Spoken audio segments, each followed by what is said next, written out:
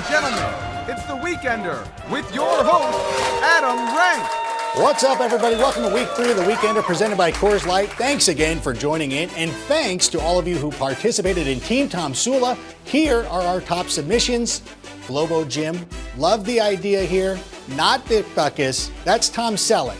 It's like you've never even seen Hang Time. All right, today we start with the Dallas Cowboys, who will go with Brandon Weeden at quarterback after Tony Romo went down with an injury. I just hope the pressure of being the starter for America's team doesn't swallow him up. Hopefully he'll come out of that and be able to start the game.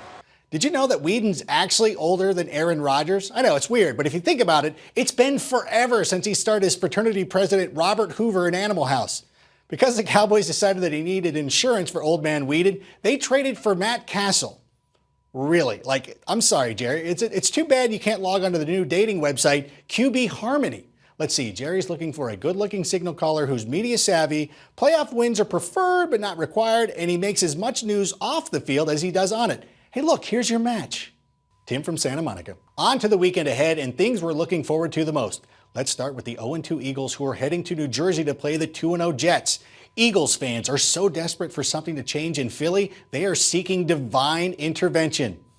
Yeah, sorry, Eagles, you had your chance. Boom, 2 Tim Tebow references. I'm off to a good start. The Raiders are visiting the Browns, and Cleveland will be starting Josh McCown over Johnny Manziel.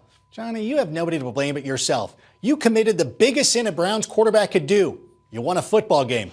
The Bengals are at the Ravens, and Joe Flacco was recently endorsed as elite by Donald Trump.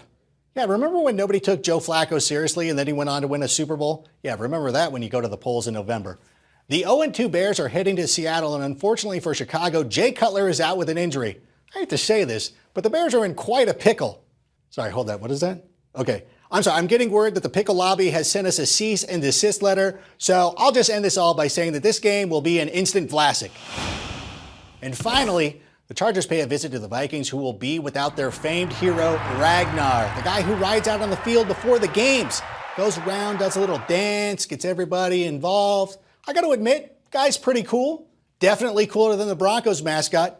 But apparently Ragnar won't be there because he's asking for $20,000 a game. I'm no businessman, but I think Ragnar needs a little lesson in supply and demand.